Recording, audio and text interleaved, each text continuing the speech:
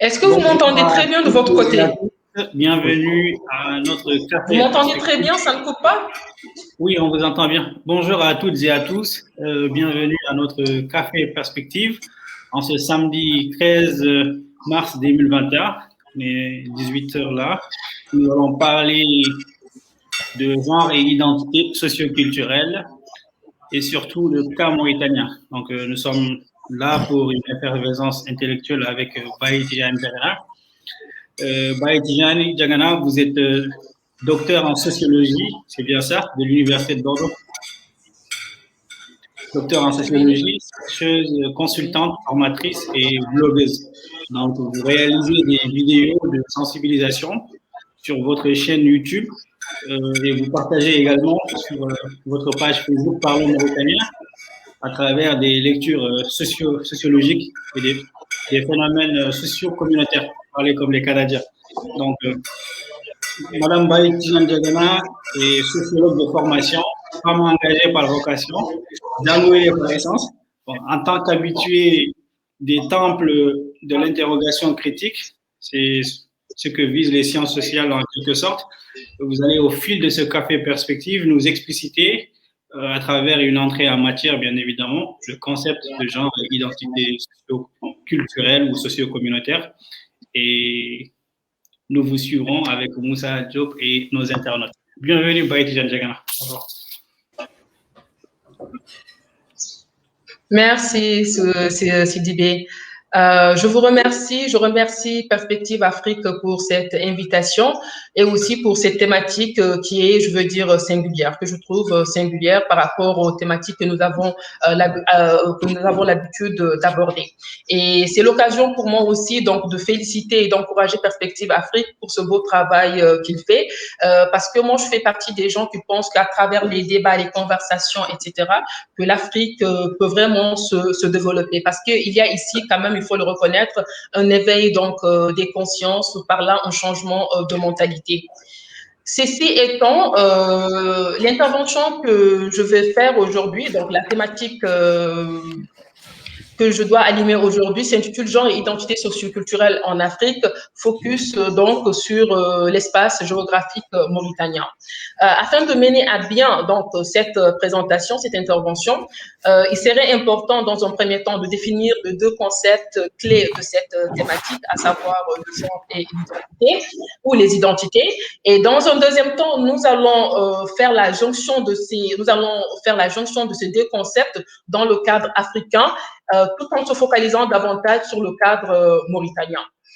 Par rapport à l'éclairage conceptuel, donc en sociologie, on nous oblige tout le temps à définir les concepts afin que l'on soit clair dès le début. D'ailleurs, comme le père fondateur de la sociologie l'a écrit dans son ouvrage, donc je fais allusion à Émile Durkheim, le premier travail du sociologue est de définir clairement les choses qu'il traite afin que l'on sache et que lui-même, en tant que chercheur, sache de quoi il est question. Parce que les deux thématiques, les deux concepts plutôt que nous abordons aujourd'hui, font l'objet d'une littérature ou des littératures, je dirais, parce qu'il s'agit de deux littératures différentes, font l'objet de littérature très abondante dans le cadre des sciences sociales. Donc, les délimiter et expliquer la perspective ou l'angle sous lequel nous allons les utiliser est impératif, on va dire. Ceci étant, si nous commençons par le concept genre, gender en anglais. Le concept genre est né vers les années 1960. Il a été pour la première fois prononcé, utilisé, on va dire, par le docteur Robert Roller, qui est un psychiatre. Donc, il était face à des êtres intersexes, autrement dit hermaphrodites ou encore androgynes. Pour ceux qui ne le savent pas, il y a des gens qui naissent avec les deux sexes et à un moment donné, il y a l'un des sexes qui prend donc le dessus. Et très souvent, il arrive que dans nos sociétés, que ces enfants soient baptisés, etc. Et qu'à un moment donné, par exemple, si on supposait qu'on croyait que c'était une fille, on lui donne le nom de Mariam. À un moment donné, en grandissant, surtout durant l'adolescence, on voit que cet enfant commence à avoir des biceps, commence à développer certains comportements à la fois physiques et comportementaux qui ont plus trait aux caractéristiques biologiques masculines, etc. Donc là, on intervient afin qu'il y ait un autre changement. Donc, afin que cette personne subisse une intervention pour qu'elle devienne justement donc un garçon. Et là, on a vu que par rapport à la société, c'est très mal perçu. Donc ça, c'était juste une petite parenthèse. Et du coup, donc, ce médecin, connaissant les réalités sociales, sachant que la société ne reconnaît que deux genres, à savoir le genre masculin et le genre féminin, donc, c'est résolu tout simplement à faire de telle sorte que ces êtres soient acceptés par la société. Donc, il faisait tout pour, à travers les chirurgies, les interventions chirurgicales et aussi à travers les traitements hormonaux afin que ces enfants deviennent soit des garçons ou soit des filles dans le but qu'ils ne soient pas rejetés par la société. Donc, c'est dans ce cadre qu'il a parlé du genre pour faire la différence, la distinction entre le sexe biologique, c'est-à-dire qui est le sexe qu'on a à la naissance, et aussi donc le sexe social qui est un travail fait, je veux dire, donc par la société tout simplement. Donc c'est surtout sous la plume d'Oakley, donc Dan Oakley, donc qui est une sociologue britannique, que ce concept a été davantage connu, divulgué et utilisé dans les sciences sociales. Effectivement, à travers son ouvrage Sexe, genre et société, donc paru en 1972, 4 ans après le docteur Robert. Donc du coup, dans son ouvrage, elle parle du genre et elle montre que deux réalités sont retrouvées en une seule. Donc, ces deux réalités sont d'une part la réalité biologique, donc l'attribut encore naturel, biologique qui est le sexe, et de l'autre côté aussi, donc la réalité sociologique. Maintenant, le sexe, c'est un attribut naturel, donc biologique. On est avec, on ne décide pas de cela. Par contre, le genre est un travail social et sociologique qui est fait, mais en se basant sur ce sexe. Par exemple, quand on dit que la fille doit s'habiller en rose, elle doit mettre des robes, des jupes et non des pantalons, elle doit parler doucement, elle doit être douce, docile, elle doit rester dans le cadre de la sphère privée, entre autres, parce que les stéréotypes et les préjugés de genre, il y en a à gogo, comme on dit. Donc, c'est là où intervient le genre. À partir de cet instant, on parle du genre. Quoique, dans nos sociétés respectives, le genre se focalise très souvent sur le sexe. Une fois que l'échographie est faite, par exemple, on sait que c'est une fille, la maman, tout de suite, elle commence à acheter donc une garde-robe féminine, genrée. Et de l'autre côté, quand c'est un garçon, donc c'est une garde-robe masculine avec toutes les couleurs qui vont avec, notamment la couleur bleue, avec avec les jouets et tout ce qui va avec tout l'arsenal donc du bébé, arsenal entre guillemets, donc du bébé, donc qui va avec en fonction donc du sexe. Pour ne pas trop me retarder sur ce concept, donc de façon résumée, je peux définir le genre juste comme étant une construction sociale, la façon dont la société, une société donnée, construit ses hommes et ses filles et ses garçons, ses hommes et ses femmes en fonction tout simplement de ses réalités sociales, culturelles, religieuses, historiques, géographiques et j'en passe. Donc on peut se retrouver dans un milieu africain ou dans un milieu mauritanien et se retrouver avec une conception de genre plurielle tout simplement parce que chaque entité sociale construit donc ces genres féminins ou masculins en fonction justement donc de ces réalités. Juste une parenthèse, il faut noter que vers les années 90, il y a eu d'autres théories qui ont été développées dans le sens de ce qu'on peut appeler le troisième sexe ou le troisième genre.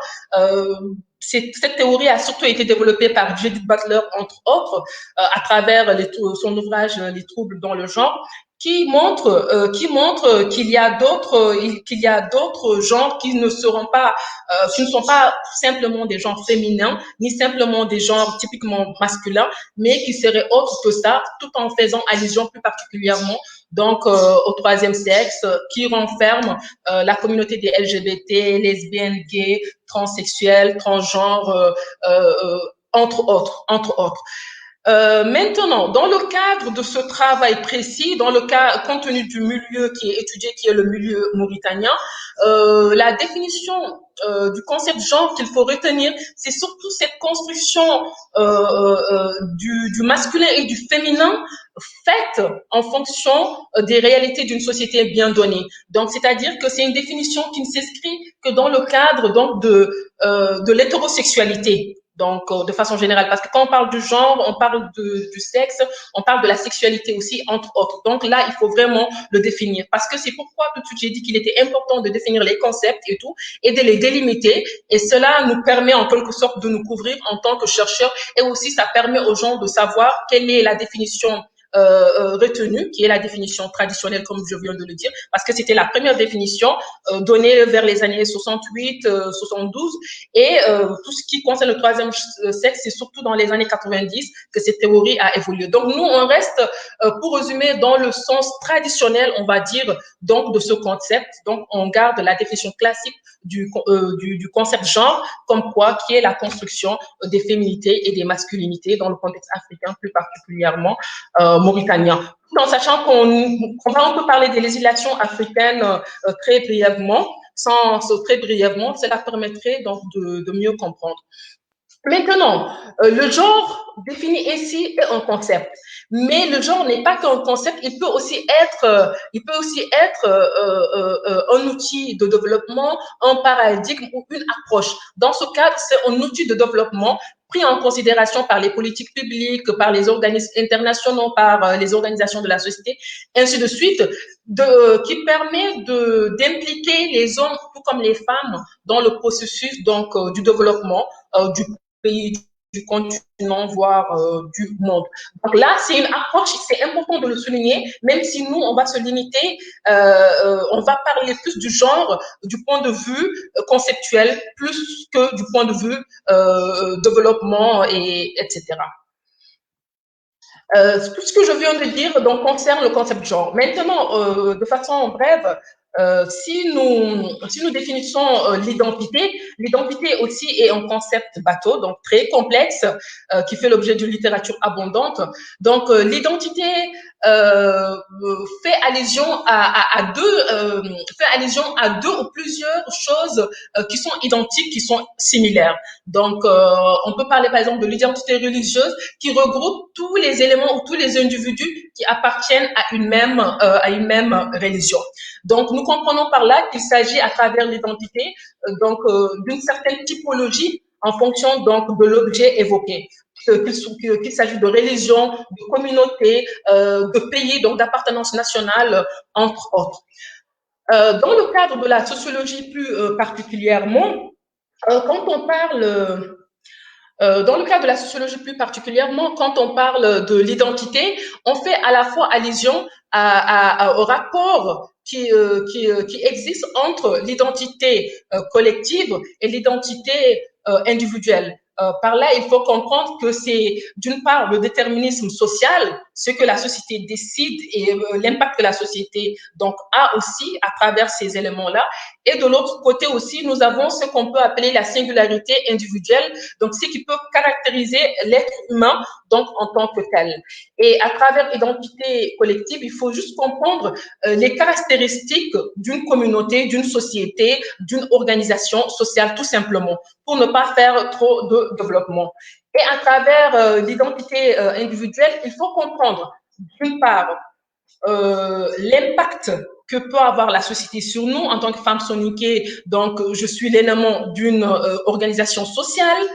Et de l'autre côté, c'est aussi tout ce qui concerne mon vécu, mon évolution, les études que j'ai menées, les pays que j'ai visités, mes lectures, entre autres. Donc là, ça concerne surtout l'identité individuelle. Donc l'identité individuelle en sociologie n'est pas détachée de cette identité collective. Quoique elle ne se limite pas qu'à cette identité, elle prend aussi en considération d'autres éléments donc de l'individu. Et juste avant de finir avec cette définition conceptuelle, il est très important de souligner, de dire que l'identité n'est jamais figée.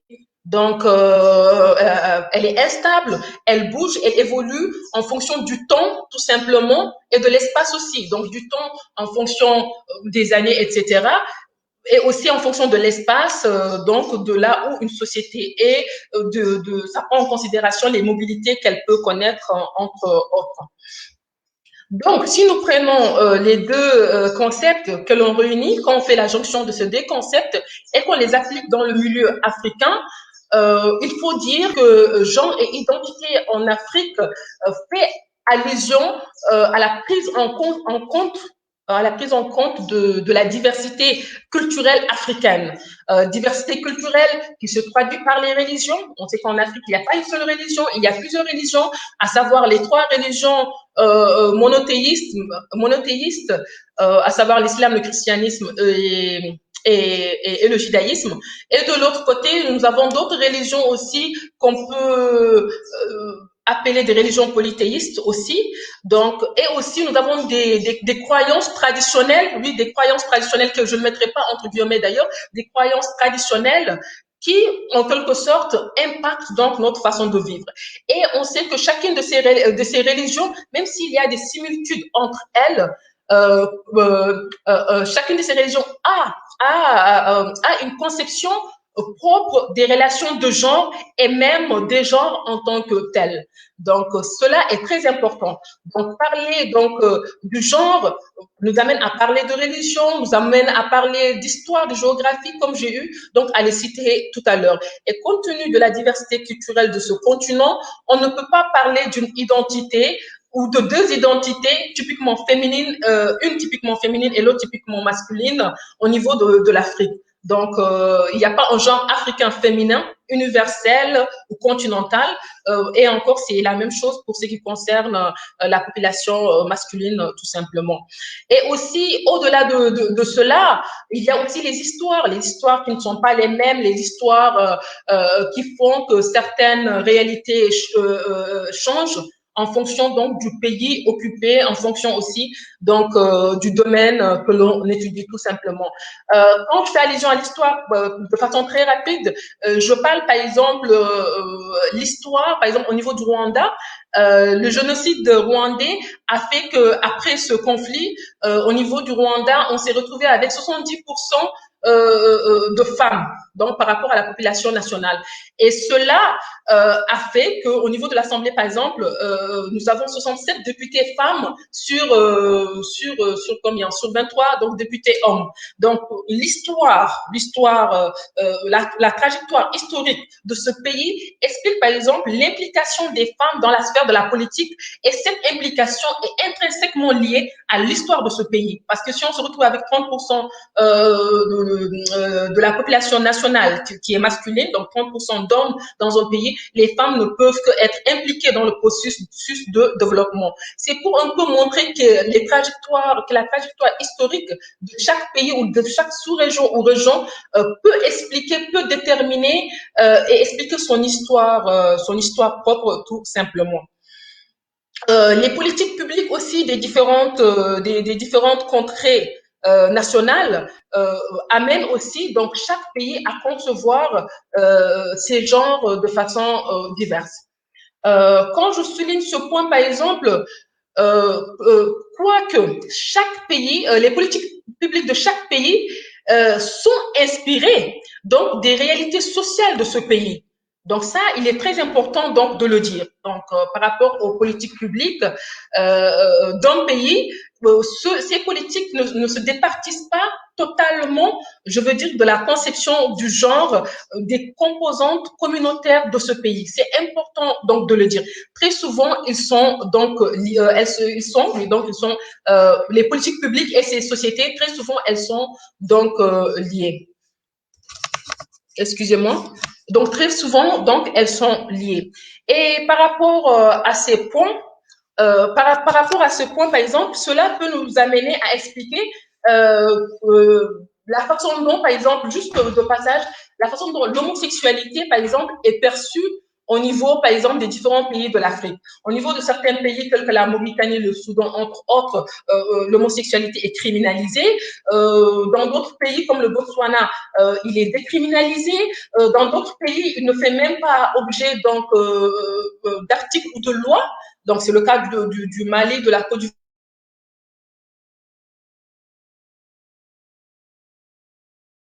Je pense qu'il y a un souci de connexion au niveau de Nouakchott. Nous allons patienter le temps que Madame Diagana puisse nous rejoindre.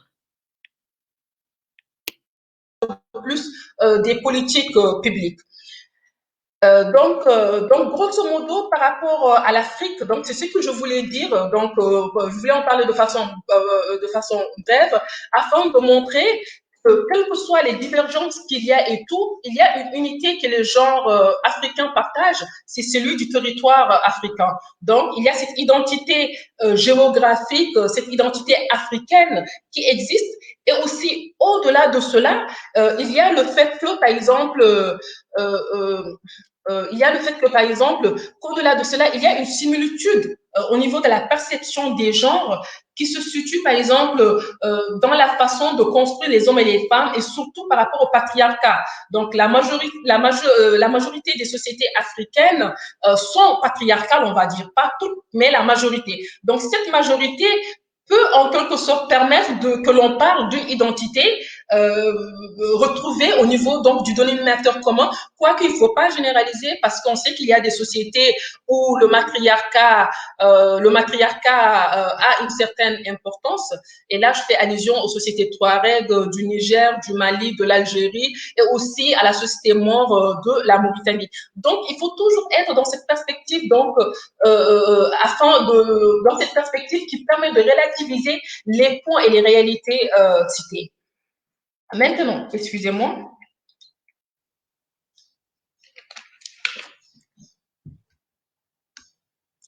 Excusez-moi. Maintenant, venons-en au contexte mauritanien proprement dit. Une fois de plus, pour vous montrer à quel point on ne peut pas parler donc de genre typiquement masculin ou féminin africain, parce que même dans un espace aussi réduit comme l'espace mauritanien, on ne peut pas parler de conformité au niveau donc de la perception des genres. En Mauritanie, par exemple, pour parler de ce milieu, il est très important de faire allusion, de faire appel plutôt à l'intersectionnalité, donc à l'approche intersectionnelle créée par Treshdao, qui va permettre de mieux comprendre les réalités donc de cette société. Par rapport à ce point, par exemple, c'est quoi l'intersectionnalité de façon très rapide? L'intersectionnalité est un paradigme qui est utilisé en sciences sociales, notamment en sociologie, notamment dans le cadre des études du genre. Cette approche nous amène à prendre en considération plusieurs variables, notamment la variable genre, la variable sexe et la variable classe sociale. Donc, à travers ces trois variables que l'on prend en considération, donc on essaye d'analyser le fait social que l'on étudie, tout en ayant en tête ces variables. Ça nous permet de distinguer distinctement les réalités diverses et différentes qui existent et qui particularisent chaque société. Et ça permet donc de mettre en exergue les inégalités, ça permet aussi de les expliquer. Par exemple, dans le cadre de la Mauritanie, nous avons deux grandes communautés, à savoir la communauté Maure, qui renferme les Maures blancs et les Maures noirs que l'on appelle les Aratines ou les Maures blancs que l'on appelle les Beydam. Et de l'autre côté, nous avons les Négro-Mauritaniens, composés de Soninké, de Poulard et de Wolof. Donc, dans ce cadre, déjà, nous avons deux communautés et à l'intérieur de chaque communauté, nous avons donc des composantes. Si par exemple on se fie à l'intersectionnalité justement et qu'on l'on met en exergue la variable race par exemple, on se rend compte que chez les Maures par exemple, il y a les Maures blancs et il y a les Maures noirs. Donc chez les Négro-Mauritaniens, donc tous les Négro-Mauritaniens sont noirs par principe. Maintenant, quand on prend en considération la variable genre par exemple, au niveau de la Mauritanie, on voit que chacune de ces deux communautés reconnaît l'existence donc de deux genres, masculin ou féminin, et chacun de ces genres, on lui assigne des stéréotypes, des rôles, etc., socio-genrés. Et du coup, en partant de là, par exemple, en partant de ces rôles socio-genrés, donc nous nous rendons compte, par exemple, que la perception n'est pas de même par rapport à cette variable genre ou à cette variable sexe. Parce que chez les négro-mauritaniens, par exemple, il y a le patriarcat pur et dur. Donc le patriarcat, c'est surtout le pouvoir, donc le pouvoir des hommes qui s'impose, en quelque sorte la domination masculine. Donc on voit que chez les négro-mauritaniens, il y a la présence du patriarcat pur et dur. Contrairement à chez les Maures, où il y a ce mélange du matriarcat et du patriarcat. Donc, matriarcat de par l'origine socio-culturelle et socio-historique, et de l'autre côté, patriarcat de par la religion qui est l'islam, parce que l'islam est une religion basée donc sur le patriarcat. Donc, de l'autre côté, donc, il y a cette réalité patriarcale. Donc, chez les mots, il y a la conjugaison donc de ces deux systèmes, on va dire. Maintenant, rien qu'à partir de des éléments que je viens de mettre en exergue, on comprend qu'il y a tout de suite une différence dans la perception donc des genres. Donc, en fonction de la façon dont les mots conçoivent en quelque sorte donc les hommes et les femmes, et de la façon dont les négros aussi conçoivent de leur côté les hommes et les femmes, et la façon dont les mots les conçoivent également. Et si aussi nous nous intéressons à la variable race, on va se rendre compte que, par exemple, chez les Maures, chez les Bidanes plus particulièrement, traditionnellement, les femmes mauresques n'exerçaient pas, ne faisaient pas les travaux domestiques, par exemple. Contrairement aux femmes aratines qui non seulement travaillaient pour les mauresques blanches, mais aussi de l'autre côté, au sein de leur maison, de leur ménage, c'est elles qui font les travaux domestiques. Donc là, l'intersectionnalité nous permet de comprendre qu'on est au niveau de cette communauté maure, qu'il y a deux figures masculines et deux figures féminines, expliquées tout simplement par la division sociale du travail que nous allons aborder donc tout à l'heure en parlant des classes sociales. Maintenant, et même par rapport à cette complexité identitaire relative au genre, on peut voir que parfois les femmes aratines ont des similitudes avec les femmes mauresques parce qu'elles appartiennent à la même société, mais par exemple, sur ce point que je viens de citer par rapport aux travaux domestiques qu'elles pratiquent elles-mêmes, donc il y a ce point qu'elles partagent avec les femmes négro-mauritaniennes qui elles-mêmes font donc très souvent les travaux ménagers. Quoique, entre parenthèses, il faut expliquer qu'il y a eu, donc il y a des mobilités sociales qui font que de nos jours, pas mal de femmes négro-mauritaniennes embauchent donc des femmes de ménage afin de faire leurs travaux à leur place. Donc nous allons un peu partir de la société traditionnelle et venir à la société moderne pour montrer la complexité même des identités donc de genre, parce que comme on l'a dit tout à l'heure, les identités ne sont pas figées, donc elles évoluent. Et donc, à travers le temps et l'espace, donc en parlant de l'espace ou en parlant du temps, nous partons de la société traditionnelle vers la société donc dite moderne. Par exemple aussi, d'autres éléments qui peuvent montrer ces différences en termes communautaires toujours, par exemple, nous avons, par exemple, les femmes mauresques, qu'elles soient mauresques noires ou blanches, qui ont un certain pouvoir au sein donc, de leur milieu, et cela s'explique toujours par le matriarcat. Et de l'autre côté, nous avons les femmes négro-mauritaniennes qui sont plus soumises et qui ont, on va dire, moins de pouvoir, quoique actuellement, par rapport au pouvoir économique, on constate, on voit qu'il y a des choses qui ont changé donc à ce niveau. Et aussi, au niveau même des femmes mauresques, on voit que les femmes bédales sont plus imposantes que les femmes aratines dans le cadre de leur sphère, dans le cadre de la sphère socio-familiale, tout simplement. Et cela pourrait s'expliquer d'une part aussi par l'héritage lié à l'esclavage que la communauté aratine donc a connu tout simplement. Et aussi, les régimes matrimoniaux peuvent expliquer et peuvent aussi déterminer les identités de genre ou la perception de genre d'une communauté par rapport à l'autre communauté. Là, je fais allusion au régime matrimonial, par exemple. Chez les négro-mauritaniens, la polygamie est en fait, c'est une pratique qui est acceptée, tolérée et tout. Et par contre, chez les Maures, ce n'est pas donc le cas. Donc, on comprend que dans ce cadre aussi, il y a des différences que l'on peut donc souligner donc de passage. D'ailleurs, ces spécificités socioculturelles sont prises en compte par les politiques publiques nationales quand nous savons que dans le cadre, par exemple, du Code du statut personnel, la polygamie, tout comme la monogamie, sont acceptés. Les deux sont acceptés. Donc, la femme a la possibilité, en se mariant, de poser comme condition la monogamie, de poser comme condition le fait qu'elle va poursuivre ses études, le fait qu'elle va étudier, etc. Et si jamais l'homme ne respecte pas ces conditions, donc elle a la possibilité de divorcer facilement dans ce cadre.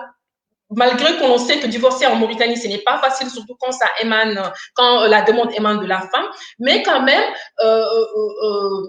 son contrat marital lui facilite vraiment donc cette tâche parce que l'homme n'a pas respecté donc les principes. C'est juste pour dire que même le statut, le code du statut personnel prend la législation mauritanienne de façon générale prend en considération les réalités socioculturelles différentes parce que c'est un pays avant tout qui regroupe plusieurs communautés et il faut prendre en considération leur façon de voir, de percevoir tout simplement les faits donc de société. Et au-delà de ça, par exemple, oui, excusez-moi. Donc, grosso modo, je voulais mettre en exergue ces quelques exemples aussi. Et aussi, par rapport aux travaux ménagers qui ne sont pas exercés, par exemple, par les femmes aratines, qui sont exercés par les femmes aratines, contrairement aux femmes mauresques. Comme je l'ai expliqué, les femmes mauresques, parce qu'elles avaient des aratines qui travaillaient pour elles d'une part, et de l'autre part, dans la société actuelle où l'esclavage est aboli, par exemple, elles ont les moyens, très souvent, donc, de recruter, donc, d'embaucher, donc, des femmes de ménage, contrairement aux femmes aratines qui ne peuvent pas le faire, parce que très souvent, elles se retrouvent dans une situation précaire, et cela s'explique par le siècle d'esclavage vécu qui s'est répercuté sur leur situation socio-économique qui est vulnérable tout simplement. Maintenant, en parlant des figures féminines et masculines toujours, donc dans le cadre de la Mauritanie, nous pouvons dire, quand nous faisons appel donc à la variable classe sociale, nous pouvons dire qu'il y a d'autres spécificités qui sont développées, qui sont mises en exergue tout simplement par les différentes classes. Traditionnellement, par exemple, que ce soit chez les Maures, tout comme chez les Négro-Mauritaniens, nous avons traditionnellement trois grands groupes, à savoir la classe sociale noble, la classe sociale intermédiaire et la classe sociale servile. Et du coup, il y avait une division du travail social qui faisait plus dans la société traditionnelle que de nos jours, même si il y a toujours les séquelles, les traces, je peux le dire, de cette tradition liée à la hiérarchisation des classes. Donc, nous avons ces trois groupes. Et chaque groupe avait des rôles, des professions bien définies. Par exemple, les nobles, par exemple, se trouvaient au niveau de la hiérarchie sociale et très souvent, ils étaient répartis entre guerriers, donc les gens qui s'occupaient de la cité, donc de la gouvernance, de la gestion du pays ou du village, etc. Et de l'autre côté, nous avons aussi les marabouts, les gens qui s'occupaient du savoir, etc. Donc, nous avons ces deux sous-catégories au sein de cette catégorie très souvent. Et très souvent, les hommes, tout comme les femmes, n'exerçaient pas ne faisaient pas donc de travaux domestiques, si on peut le dire ainsi. Très souvent, ils étaient servis par les autres classes sociales. Donc, ils s'occupaient plus donc de la maîtrise du savoir, de sa diffusion aussi, et de l'autre côté de la gestion tout simplement. Donc du village ou autre. Au niveau, par exemple, de la classe sociale intermédiaire, c'est que j'ai oublié de souligner, c'est que chez les Maures, par exemple, au niveau des Maures blancs, on retrouve et les nobles et la classe sociale intermédiaire. Quant à la classe sociale servile, on la reconnaît tout de suite par la couleur de peau, c'est-à-dire que les Maures noirs appartiennent à cette classe sociale servile, c'est pourquoi on parle d'anciens esclaves, entre autres. Maintenant, il est important de souligner, pour montrer une fois de plus la complexité donc des notions que nous utilisons, il est important de préciser que tous les morts noirs ne sont pas n'ont pas connu l'esclavage, au fait, parce que nous avons les quadrillas qui n'ont jamais connu donc l'esclavage, malgré qu'ils sont des morts noirs. Donc, il est très important donc de souligner cela. Et aussi, entre parenthèses, nous avons des morts noirs qui ont... Ça doit être aussi un souci de connexion, Moussa. Je vais te laisser rebondir et quand elle reviendra, nous allons directement poser les questions.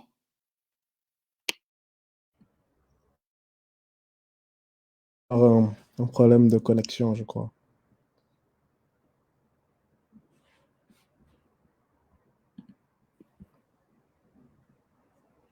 Il y a une internaute qui demande, qui dit bonjour, merci pour cette belle présentation. Y a-t-il une possibilité d'avoir accès aux travaux de recherche de Madame Diagana ou d'entrer en contact? Bon, elle a une page qui s'appelle Parlons Mauritanien. Vous pouvez accéder facilement à sa page, c'est sur Facebook. Aussi sur sa chaîne YouTube Parlons Mauritania. Je pense que Madame Diagana n'est pas compliquée. Vous pourrez lui envoyer un message et elle va répondre. Tout à fait. Alors. Moussa, je te laisse rebondir avant qu'elle ne revienne. Alors, rebondir après elle, ça va être très, très compliqué. Je vois déjà que le champ de la question du genre est un champ qui est assez vaste, avec des approches qui sont plusieurs types d'approches. Et on voit aussi que c'est une question aussi qui a on va dire une adaptation, une interprétation, une adaptation selon le contexte à la fois politique, économique, social. Et donc, Madame Diagana était en train de parler en tout cas du cadre mauritanien où cette question cette question du genre se posait en différents termes, si je ne m'abuse. Hein. Tout à fait, Moussa. Elle avait parlé de classe sociale, mais je dirais plutôt rang social. Et par rapport à, elle a beaucoup, bon, nos sociétés, par rapport à la Mauritanie, il y a plusieurs communautés.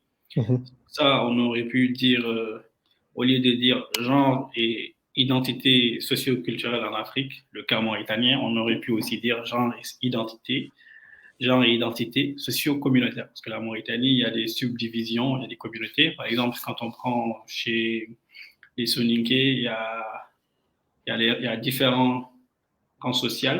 Bon, aujourd'hui, il y a des combats qui se mènent pour, comme disait le professeur Sousamba, quitter ces identités étriquées pour aller vers des identités plutôt citoyennes. Donc, il y a ça. Et il a aussi parlé de polygamie. Je dirais plutôt la polygamie, ça désigne un régime matrimonial où un individu est lié au moment à plusieurs conjoints. Donc, pour une femme, on dit polyandrie, mais ça n'existe pas dans nos sociétés. Ça peut exister, mais moi, je ne suis pas tellement au courant. Mais par rapport à ce qu'elle a dit, j'aurais plutôt dit polygynie pour un homme ayant plusieurs femmes. Je pense que l'expression, c'est polygynie. Nous allons encore patienter le temps de savoir. La connexion en Mauritanie fait défaut.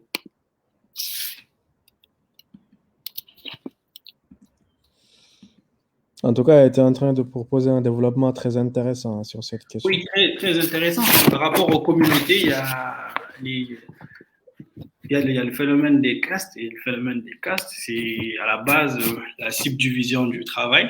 Mais on sait que quand on divise le travail et après, ce n'est plus la division du travail, ça devient un rang social, c'est-à-dire que la personne est cloisonnée dans cela à l'ère du numérique et du progrès technique. Comme on a un sujet sur le progrès technique juste après, c'est un peu compliqué. Et par rapport à chez les Peuls ou Alpulaar, il y a des subdivisions aussi comme chez les Soninké qui s'apparentent. Et après, il y a des, par exemple, il y a les Selbe, les Aoulube, les Torobe, qui sont des classes serviles qu'on appelle les Machube, en quelque sorte. Et certains intellectuels essaient de justifier la subdivision en disant que c'est la subdivision du travail, d'autres essaient de déconstruire. On attend Mme Diagana pour qu'elle aille au fil de son développement. Sans oublier, chez les Maures aussi, il y a la notion de Kabila. La Kabila se divise en Batch, en Ashira, en Fatch. Maintenant, chez les Maures, il y a les Arabes, il y a les non-Arabes. Et chez les Arabes, ils ont une façon de diviser la société. Il y a une façon dont la société est divisée. Et chez les non-Arabes, il y a une façon dont la société est subdivisée aussi. Et on a les Wolofs et on a une communauté Bambara aussi. Et chaque communauté a sa spécificité. Donc, on est un pays multiculturel en quelque sorte. Mais comme elle a dit, il y a des notions de patrie linéaire chez nous autres, qu'elle appelait négro-mauritanien ou noir-mauritanien. Il y a des gens qui n'aiment pas l'expression négro-mauritanien.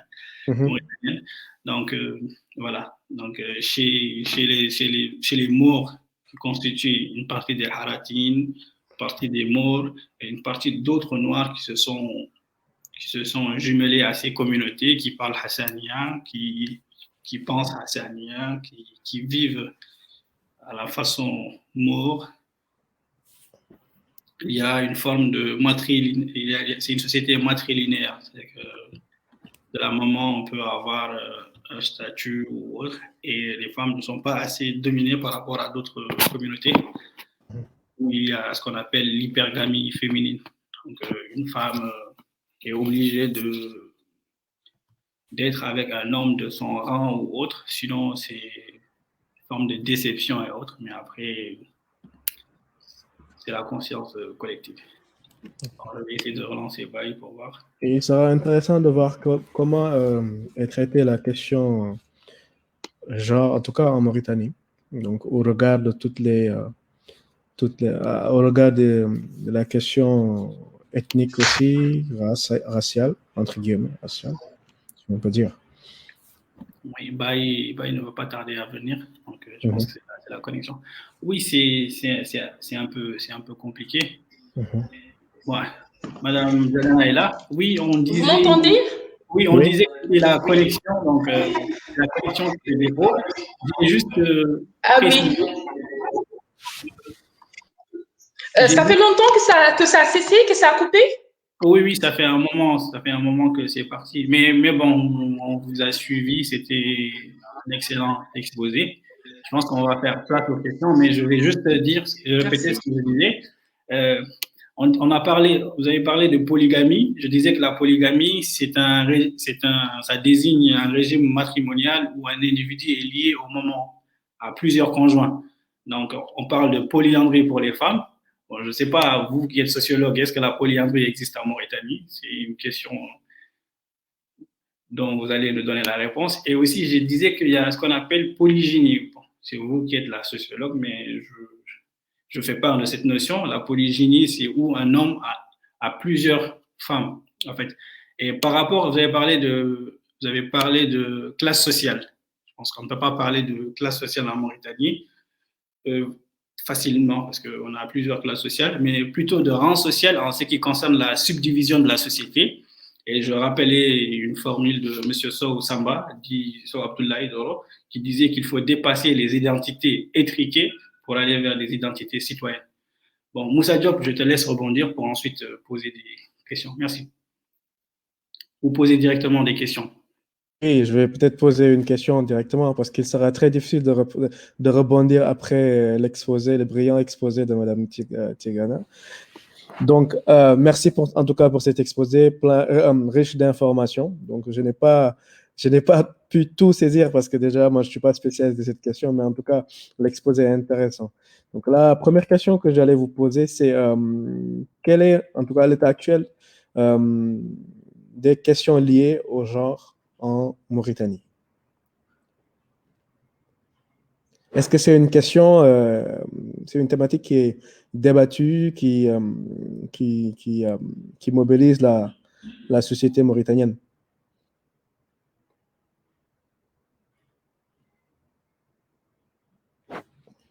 en tant que tel pose un grand problème en Mauritanie. Nous venons de voir que c'est un concept très complexe et tout, et que ça peut faire l'objet de plusieurs interprétations, etc. Donc, en Mauritanie, déjà, l'expression genre en tant que telle n'est pas trop appréciée en Mauritanie. D'ailleurs, c'est ce qui explique le fait que l'avant-projet de loi ou le projet de loi sur les violences de genre peine toujours à passer. Donc, ça a été 2 fois retiré par le gouvernement au niveau donc de l'Assemblée. Donc, à partir du couloir de l'Assemblée, ce n'est même pas arrivé en plénière. Ça veut dire ce que ça veut dire. Et parmi les éléments qui expliquent le motif donc de ce retrait, c'est surtout l'expression donc du concept genre. Donc déjà, le genre en tant que tel n'est pas bien perçu en Mauritanie. Maintenant, si vous faites allusion à l'approche genre, c'est-à-dire à la prise en considération des hommes et des femmes dans le cadre du développement du pays, là, on peut dire que ces dernières années, il faut reconnaître qu'un travail colossal a été fait en Mauritanie, quoique les femmes sont très loin donc d'obtenir toutes les doléances demandées en termes de politique publique, entre autres. Donc, déjà, au niveau de l'éducation, par exemple, on peut dire que presque, nous avons un taux égal par rapport à la scolarisation des filles et des garçons. D'ailleurs, c'est la loi relative à l'enseignement fondamental qui l'oblige. Mais il y a un problème de retention par la suite qui fait tout simplement que les femmes sont amenées à ne pas continuer leurs études pour plusieurs raisons socio-culturelles, parce qu'elles doivent aider leur mère dans les travaux ménagers, parce qu'elles doivent tout simplement se marier, parce qu'il y a des grossesses par-ci, par-là, etc. Mais il faut reconnaître qu'il y a un grand travail qui a été fait au niveau donc du terrain. Et aussi par rapport toujours à ces questions de genre que vous posez, par rapport à la participation politique des femmes, s'il faut parler donc de la gestion du pays, nous voyons que ces dernières années, il y a vraiment eu des améliorations. Il faut noter ces avancées, même si elles sont insuffisantes, il faut les noter parce que quand même, ce un pas qui a été marqué donc, dans le cadre de nos droits. Et du coup, mais quand même, la parité est loin d'être gagnée et les femmes restent sous-représentées dans le cadre de la politique. Donc, il y va de même aussi quand on parle des autres sphères professionnelles, tout simplement. Donc, juste pour dire que les questions relatives au genre, concept qui n'est pas trop aimé, donc vous comprenez. Et aussi, au-delà de ce aspect aussi, il y a aussi la problématique des violences de genre. Cette problématique, on ne parvient toujours pas à avoir de solution donc, par rapport à ça, parce qu'il faut une législation qui protège les femmes, et du coup, cette législation, le cadre législatif actuel que nous avons est insuffisant. Le code pénal ne définit pas les infractions, il se permet de les sanctionner, alors que tout est flou. Les articles font objet de plusieurs interprétations. Donc, il faut le dire. Donc, les législateurs chaque législateur peut interpréter donc les articles selon son entendement, selon aussi les rapports qu'il entretient avec la victime ou avec l'auteur et tout. Donc, ça peut être en faveur ou en sa faveur ou en sa défaveur. Donc, c'est juste pour montrer que par rapport aux questions de genre, la question que vous posez, c'est une question très complexe parce que quand vous posez les questions liées au genre, ça parle des différents domaines.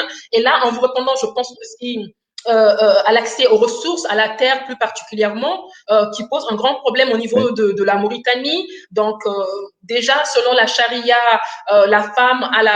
l'homme a 2 fois plus que la femme a la moitié de ce que reçoit l'homme. Et même dans ce cadre, les femmes peinent vraiment à obtenir donc ce qui leur revient donc de droit. Donc, c'est important de le dire, surtout ce qui concerne, surtout ce qui concerne l'aspect foncier. Ce qui concerne le foncier, donc c'est un grand problème. Donc très souvent, vu qu'on dit que la femme, elle va se marier, elle va aller rejoindre son mari, elle va faire des enfants pour une autre famille, une autre société, une autre entité, etc.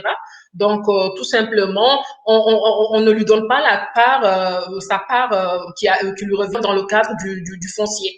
Et là, c'est une problématique qu'il faut souligner davantage pour dire que les questions relatives au genre, bon, il y a des avancées, mais il reste beaucoup de difficultés, beaucoup d'obstacles qui se dressent encore sur notre chemin, tout simplement.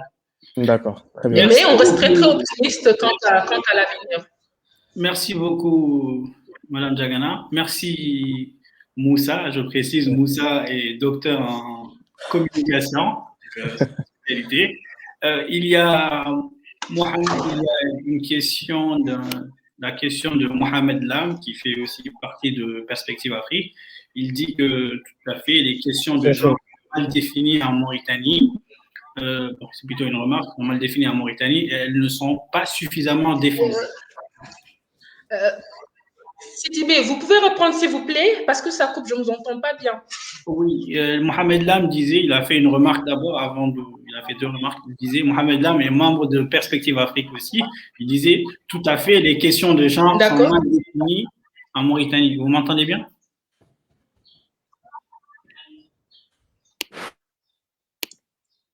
Quoi en Mauritanie? Il disait, les questions de genre. Quelle est la question de mon... Ah, il y a un souci de connexion. Vous m'entendez là? Est-ce que vous m'entendez bien? D'accord, bon, je répète.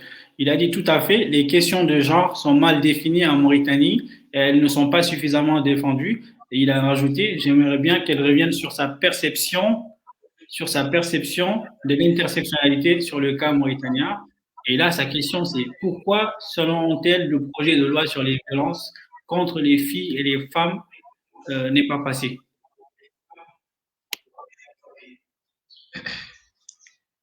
Bon, je n'ai pas bien compris, bien entendu la première partie donc de ce que vous avez dit. Par rapport à Mohamed dit que les questions relatives aux genre ne sont pas bien définies en Mauritanie. C'est ça? Oui, tout à fait.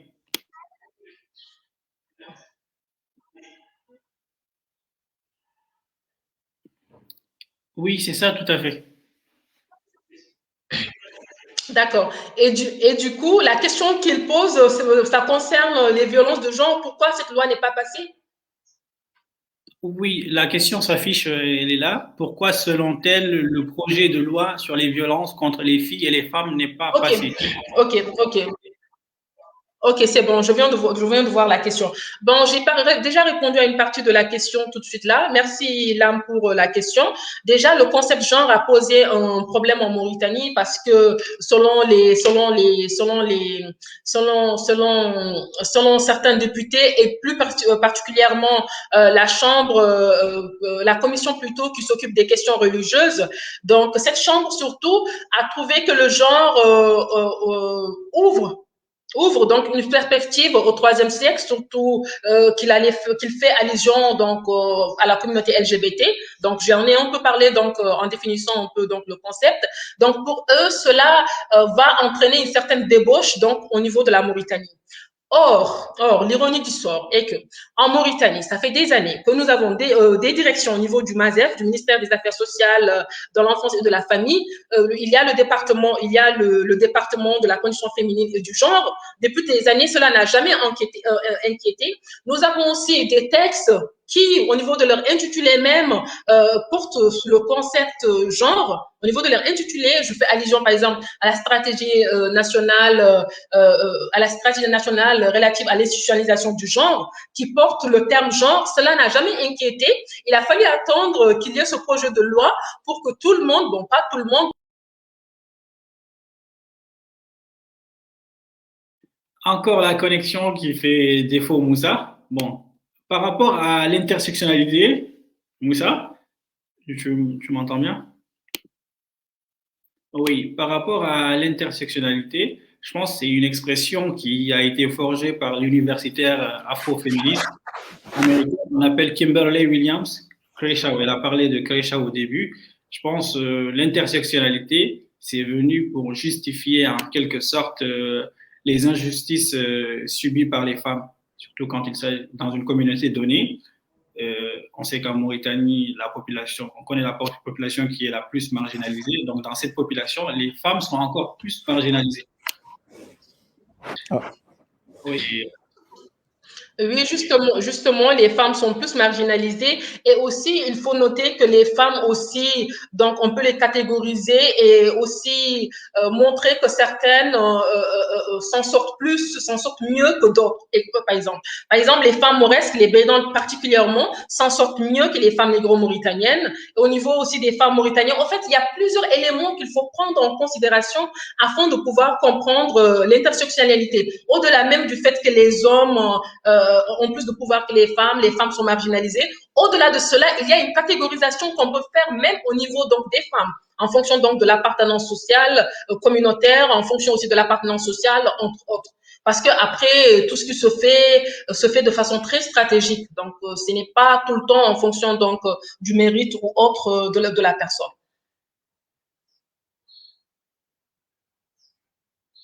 Merci beaucoup, Baye, pour ces brillantes réponses.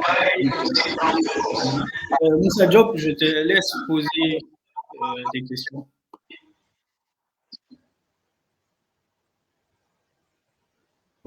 Voilà. Merci pour cet exposé encore une fois. La question va être de est-ce qu'on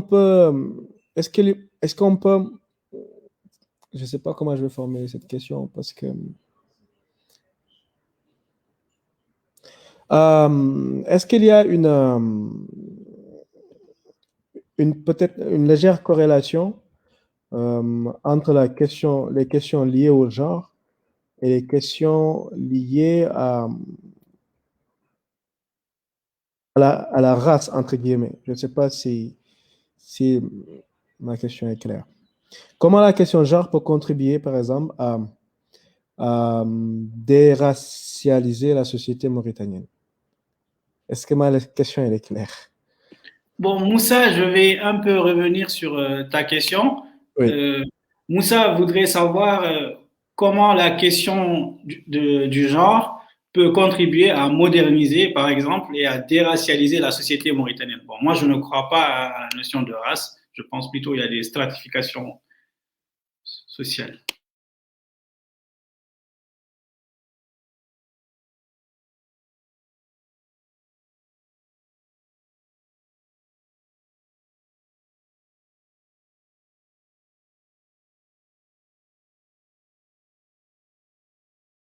On ne vous entend pas, Madame Diagana. Le micro, s'il vous plaît.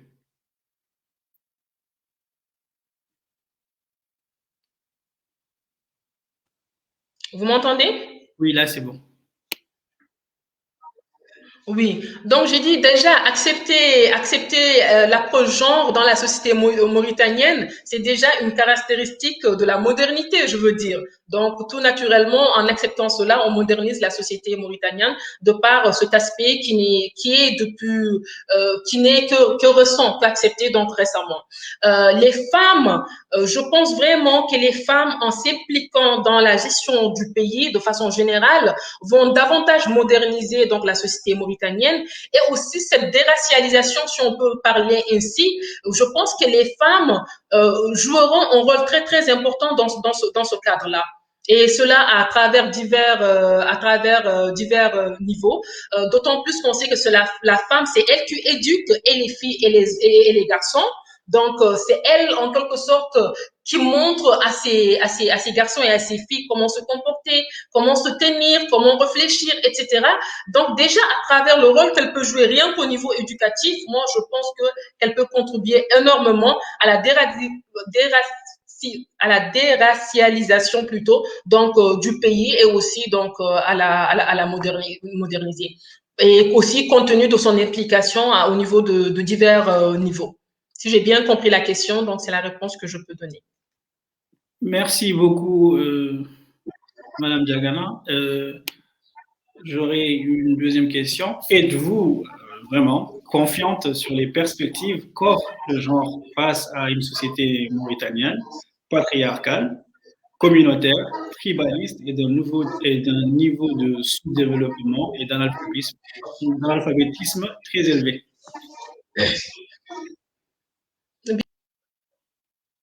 Ouais.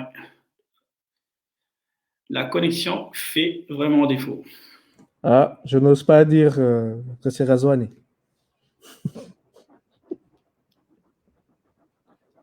Bon, c'est la connexion de la Mauritanie, ça fait défaut souvent et ça dépend de la position géographique.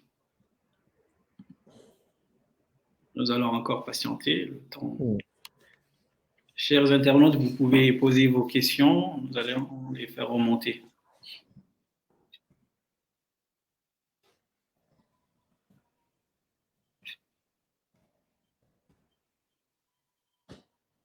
Ça, mais je pense que la question du genre n'est pas abordée de la même façon, de la même manière au Sénégal qu'en Mauritanie.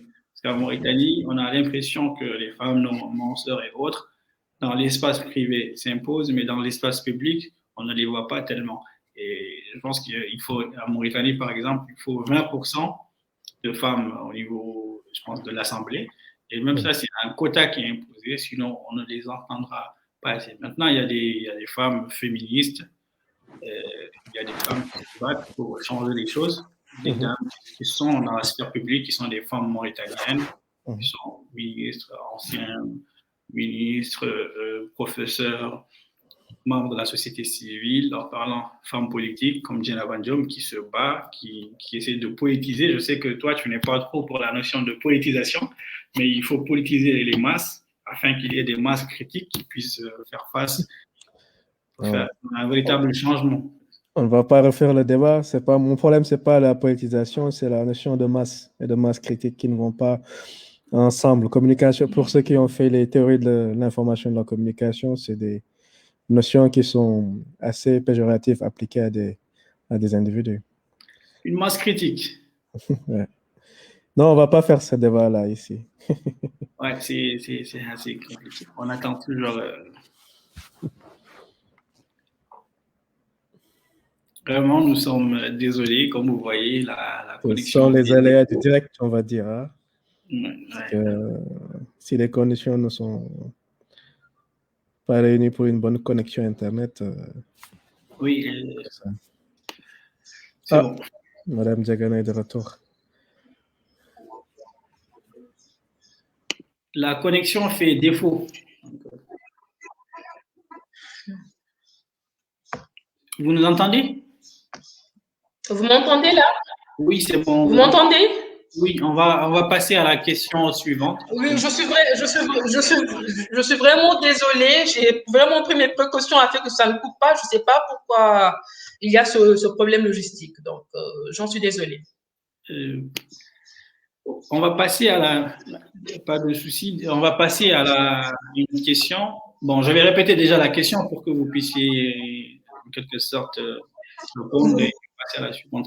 Êtes-vous confiante sur les perspectives qu'offre le genre face à une société mauritanienne patriarcale, communautaire, tribaliste et d'un niveau de sous-développement et d'analphabétisme assez élevé?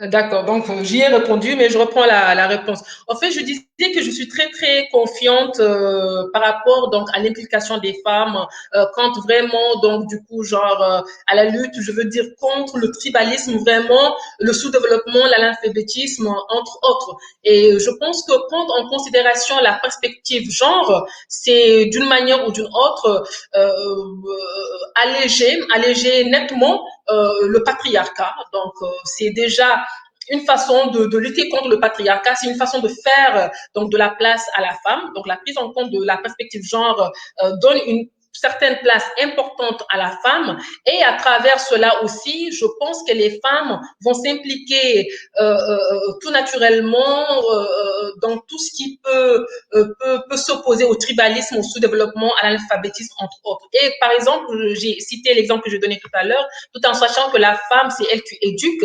Et compte tenu de cet aspect, du fait que c'est elle qui éduque, quand elle étudie, quand elle fait des études supérieures et tout, donc elle va d'une manière ou d'une autre éduquer ses enfants. Et en éduquant ses enfants, donc elle lutte, elle travaille de son côté contre le sous-développement, contre l'analphabétisme tout simplement.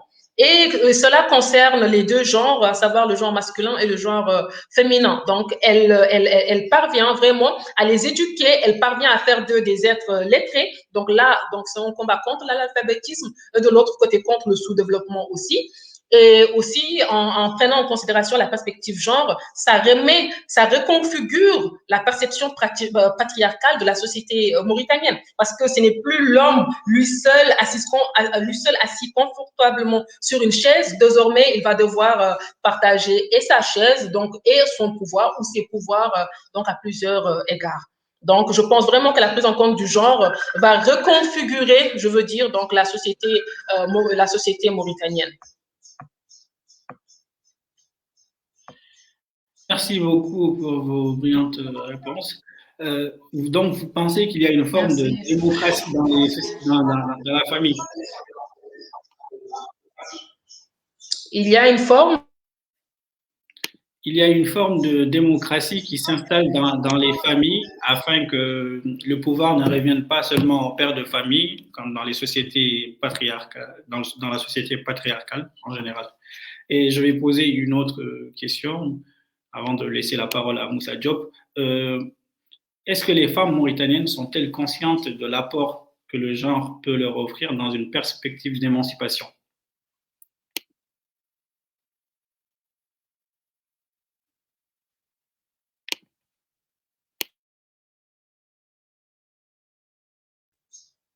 Sont conscientes.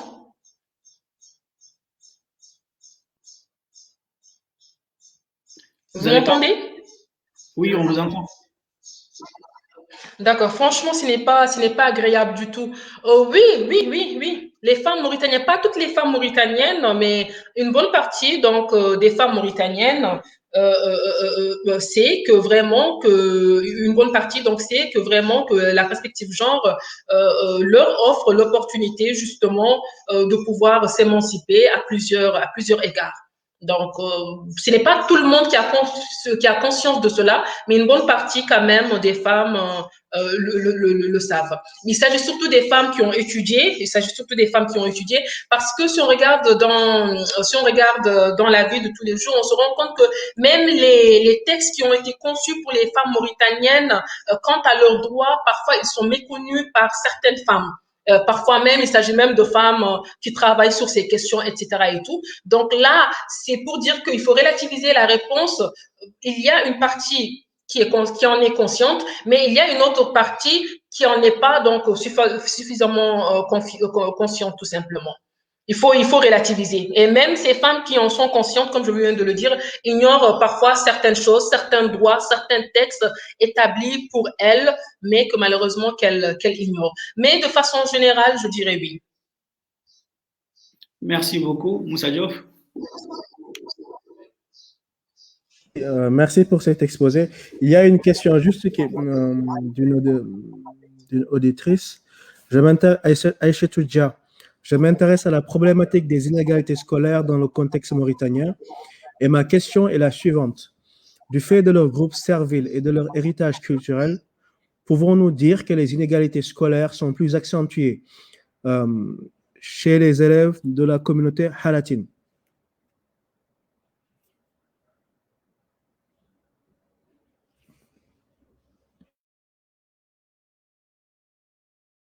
Le micro, s'il vous plaît.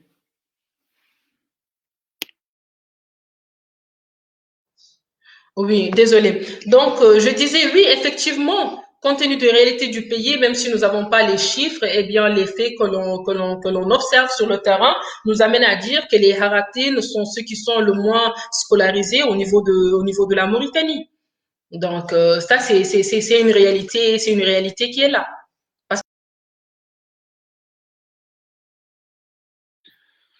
Eh oui, la connexion fait encore défaut. Effectivement, tout à l'heure, il y a un internaute, Oumar Oulcher, qui, bon, bah, il est de retour. Oumar Oulcher qui dit que le genre en Mauritanie fait toujours l'objet de discussions. Donc, merci, Oumar Oulcher. Vous m'entendez? Oui, on vous entend. Oui, donc je répondais justement par l'affirmative en disant qu'effectivement, qu'il est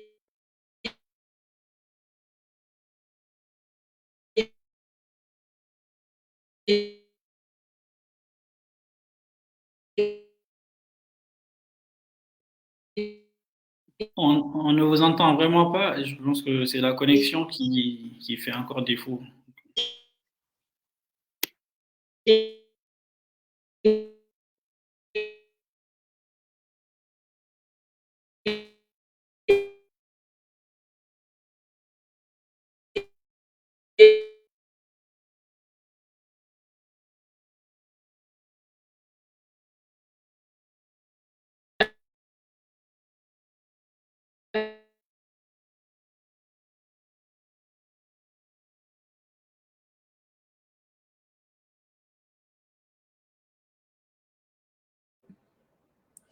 Le micro.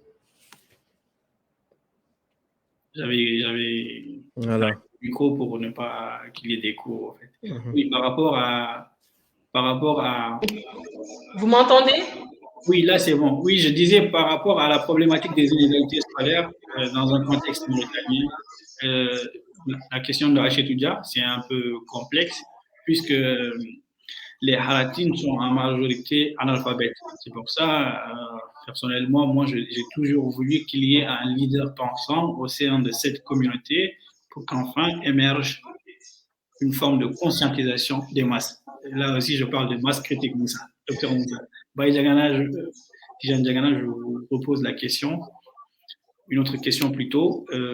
Comment voyez-vous l'avenir du genre dans le contexte d'un continent comme l'Afrique?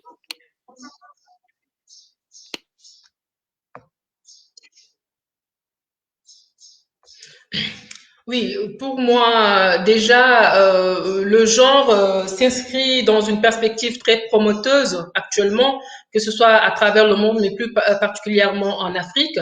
Et je pense qu'il est temps que les hommes fassent simplement la place aux femmes. Donc, ils ont depuis très longtemps dirigé le monde. Donc, les résultats sont là, donc non comment. Et je pense qu'il est temps donc qu'ils partagent ces pouvoirs entre eux et les femmes.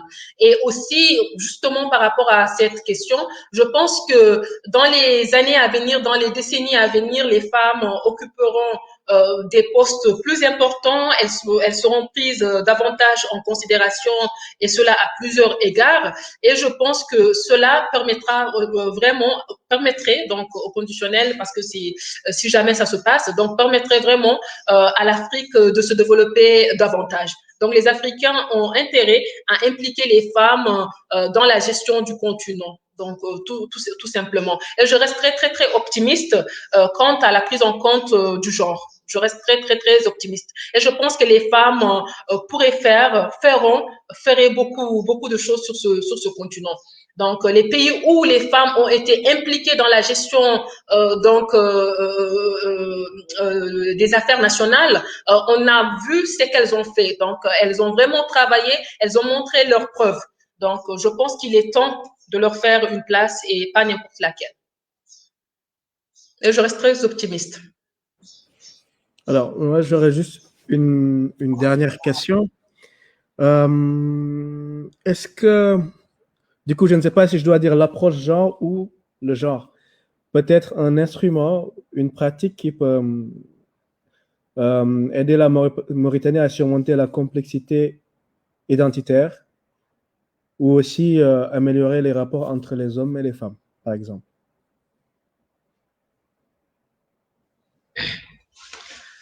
Si. Je pense que, une fois de plus, en se focalisant sur l'approche genre, ça veut dire qu'on implique les femmes aussi dans le processus de la gestion des affaires nationales. Et par rapport aux problèmes nationaux que nous avons en Mauritanie, il y a le problème de la cohabitation de l'unité nationale, entre autres. Et par rapport à ce point, je pense que les femmes vont jouer. Déjà, elles jouent. Elles n'ont pas attendu que le genre soit pris en considération pour le faire. Déjà, les femmes jouent un rôle très important quant à la question identitaire et quant aussi donc à la question de la cohabitation. Si nous regardons un peu durant les événements 89, moi je me rappelle quand j'étais étudiante au Maroc en master genre, quand je faisais mon mémoire, je m'étais intéressée justement à l'implication des femmes dans le cadre de la médiation, de la cohabitation au niveau de la Mauritanie. Et du coup, on voit que les femmes de toutes les composantes communautaires, qu'elles soient Soninké, Poula, Wolof, Beidan, Aratine et tout, elles ne sont pas restées les mains croisées en train d'observer le rôle joué par les hommes, parce qu'il faut reconnaître que les hommes étaient les principaux acteurs sur le terrain. Donc, tout ce qui s'est passé, donc, il faut le mettre sur leur dos. Et du coup, on a vu que les femmes ne sont pas restées les bras croisés et tout. Chacune de son côté a essayé vraiment de jouer un rôle très important. Moi, quand j'ai interviewé certaines femmes, d'autres disaient qu'elles s'étaient organisées sous forme de comité. Il y en a qui devaient s'occuper, par exemple, exemple, des blessés, il y en a qui devaient faire à manger, il y en a qui devaient apporter à manger, il y en a qui devaient aller à la maison, il y en a qui devaient être dotables, etc. Et du coup, on voit qu'elles se sont organisées pour justement s'impliquer, mais positivement dans le cadre justement de ces événements. Donc, on va dire dans le cadre de la cohabitation, Donc, les gens devaient partir, par exemple, au niveau de la foire, au niveau donc de l'aéroport ou au niveau de la mosquée marocaine. Ce sont les trois sites, je crois. Une fois que les gens y arrivaient, donc ils étaient hors de danger. Et du coup, les femmes se sont organisées. Je me rappelle même d'une femme qui me disait, oui, on ne devait pas sortir la nuit. On était obligé de se déguiser en homme afin de ne pas susciter donc de soupçons. C'est pour montrer que malgré le contexte qui était hostile, il faut le reconnaître, les événements 89, toute personne qui connaît ces événements sait que le contexte était hostile. Malgré cette hostilité, elles n'ont pas hésité donc à s'impliquer. Et après ces événements, on voit que les femmes mauritaniennes s'impliquent et s'organisent tous les jours à travers des caravanes, à travers des conférences, etc. Justement, afin qu'il y ait cette unité nationale, cette cohésion sociale, cette cohabitation. Et j'avais même écrit un article dans ce cadre pour rendre hommage aux femmes mauritaniennes qui ne sont pas restées les bras croisés, qui ont joué un rôle très important dans le cadre justement de ce conflit majeur que la Mauritanie a connu. Et jusqu'à présent, elles jouent tant bien que mal, chacune de son côté et à sa façon. Parfois, ensemble, elles jouent vraiment un rôle très important dans ce cadre. C'est justement pour dire que par rapport à votre question, déjà, elles n'ont pas attendu la prise en compte de la perspective genre. Elles ont réagi tout naturellement. Et au-delà de cela, elles continuent à travailler. Et je pense que si on leur donne une place plus importante, elles vont jouer un rôle très, très, très important dans le cadre de la médiation au niveau des différentes, au niveau de la Mauritanie. Donc, elles vont se concentrer sur la promotion de la diversité culturelle, sur l'acceptation des uns et des autres, quoique il faut reconnaître qu'il y a des femmes qui attisent, qui créent des problèmes, qui sont à l'origine de certains conflits et tout. Mais ces femmes restent très, très, très marginales par rapport au grand rôle que jouent les femmes mauritaniennes. Et il faut leur rendre hommage par rapport à ce rôle qui a été joué, parce que les hommes étaient les auteurs de ces événements, mais elles ne sont pas restées les mains croisées. Donc, pour avoir interviewé des gens, des femmes concernées ou des gens qui ont donné l'exemple de ces femmes en disant, oui, ma tante, elle était là, elle n'est pas restée bouche bée, elle nous a demandé de prendre la voiture, de déposer ces gens qui avaient besoin d'aide afin qu'on ne le retrouve pas. Ma tante, ma mère, ma sœur a caché telle personne, d'autres personnes qui donnaient leur exemple et tout. Franchement, on ne peut pas ne pas reconnaître le grand rôle qu'elles jouent et de savoir que leur prise en compte dans le cadre de la gestion de ce pays et dans le cadre de la médiation, donc cette prise en compte du genre dans le cadre de la médiation va, je pense qu'en le faisant, qu'il y aura un apaisement, je dirais considérable en Mauritanie quant à ces tensions, à ces frustrations sociales causées par les hommes qui nous gouvernent tout simplement. Il faut appeler le chat par son nom parce que les hommes nous ont toujours gouvernés. Et jusqu'à présent, on ne parvient pas à gouverner comme on le veut, mais quand même reconnaître qu'on ne reste pas indifférente quand il y a ce genre d'atrocité. Quoi qu'il faut relativiser. Merci beaucoup, Madame Diagana. Est-ce que vous êtes féministe? Merci. Bon, après moi personnellement, j'aime pas cette expression. Je défends les droits. Le micro, s'il vous plaît, parce que c'est parti. On ne vous entend pas. Féministe. Donc, je ne me qualifie pas ainsi, mais si la définition que la personne donne est la suivante, et celle que je viens de donner, c'est celle qui défend les droits des femmes, eh bien, moi, je défends les droits humains et plus particulièrement les droits des femmes. Après, le féminisme, on peut employer ce terme péjorativement, tout comme ça peut être employé donc dans le bon sens. Tout dépend. Donc, vous pouvez m'appeler féministe si vous voulez, si cela veut simplement dire que je défends les femmes. Oui, mais c'est une appellation que je n'aime pas trop personnellement. Par rapport à la définition du féminisme même, c'est le fait de défendre.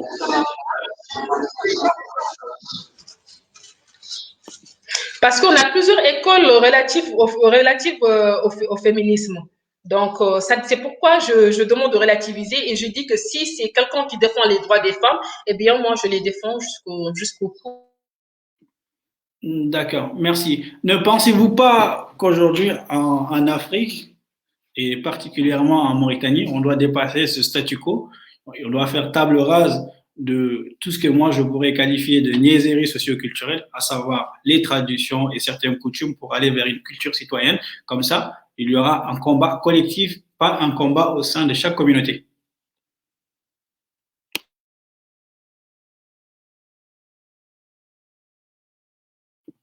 On ne vous entend pas. Le micro. Répète la question plutôt. Vous pouvez reprendre la question, s'il vous plaît? Je disais, en Afrique, en général, et pour la particularité mauritanienne, ne pensez-vous pas qu'il est... Oui.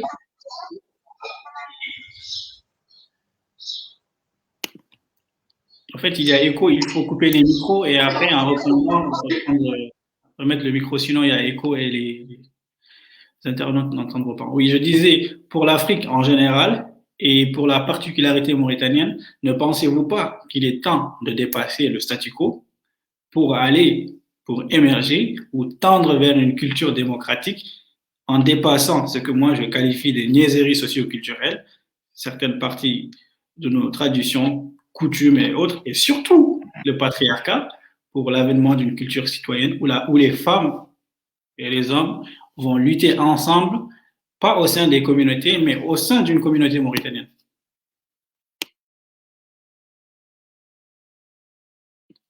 Le micro, s'il vous plaît.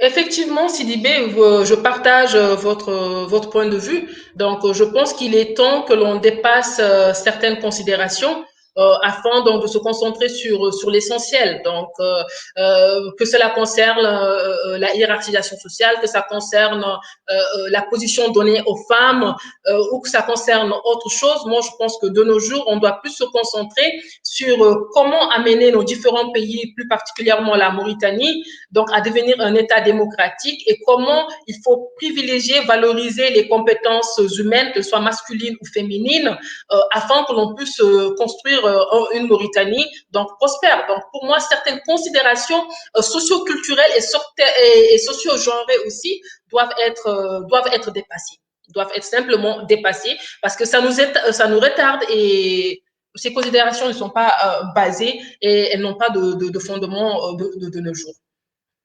Merci beaucoup, Moussa Diop. Je n'ai pas de nouvelles questions. Hein. J'écoute studieusement l'exposé de Mme Tigara qui est très intéressante. Oui, qui est un brillant exposé aussi. Il y a la question d'un internaute, Moussa. Tu peux... Alors, l'unique problème de genre ici en Mauritanie est que les marabouts et ceux qui se prétendent ulama et fuqaha, voire même certains avocats et députés des partis politiques de l'opposition, notamment lisent le concept genre à la religion, juste pour que la femme reste marginalisée et opprimée. Donc, pour M. Omar Cher, le problème de la question genre serait le fait que ce soit lié parfois à la religion. Oui, en fait, en réalité, ce n'est pas l'utilisation du genre qui pose problème. Donc ça, on le prend comme prétexte et tout. Donc ce n'est pas ça qui pose problème. Parce que en 2018, puis en 2016 puis en 2018, si je ne me trompe pas, par rapport aux deux dates. Donc, quand on a déposé le projet de loi au niveau de l'Assemblée nationale et qu'on les a retirés, on a retiré ce projet de loi, durant ces deux reprises, on avait au niveau de l'intitulé l'expression genre, violence basée sur le genre.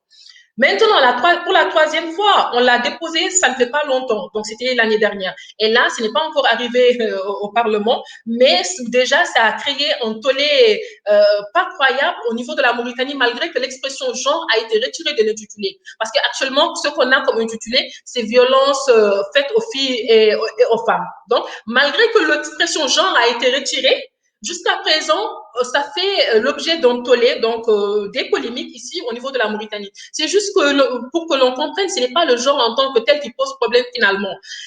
Parce que le cadre législatif qu'on a actuellement en Mauritanie, il est vide. Il est vide. Nous, on ne peut pas se permettre d'établir des textes sans définir les infractions, sans dire c'est quoi un viol, sans dire c'est quoi la zina, sans dire c'est quoi telle chose et telle chose.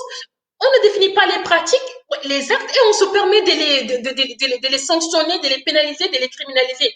Mais ça ne va pas. Combien de femmes se retrouvent derrière les barreaux après être victimes de viol quand elles partent porter plainte? On leur dit, ah non, parce que tu es sortie durant cette heure, tu as été habillée de cette manière, tu t'es retrouvée à cet endroit, à tel moment, il ne le fallait pas. Et ces femmes se retrouvent derrière les barreaux. Donc, de victimes, elles deviennent des coupables. Mais à un moment donné, il faut vraiment que les femmes soient protégées. Donc, ce n'est pas ce concept genre qui pose problème, parce que ce n'aurait été le cas, bien vrai que ça a été, comme ça a été retiré, ils auraient dû se concentrer sur le contenu et sur l'essentiel.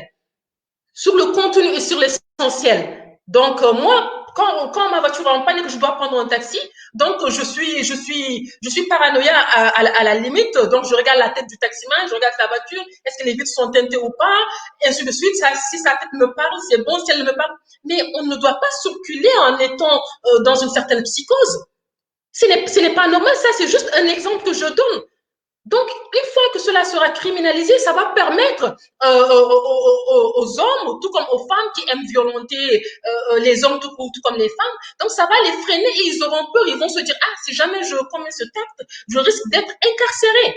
Mais si rien n'est défini, en fait, moi, je me demande franchement comment en plus, il faut reconnaître que le cadre législatif mauritanien a été conçu depuis 1983. Donc, le code pénal depuis 1983, ça n'a pas été changé. Par exemple, pour le violeur ou l'auteur qui commet le viol alors qu'il est marié, normalement, il doit subir la peine capitale.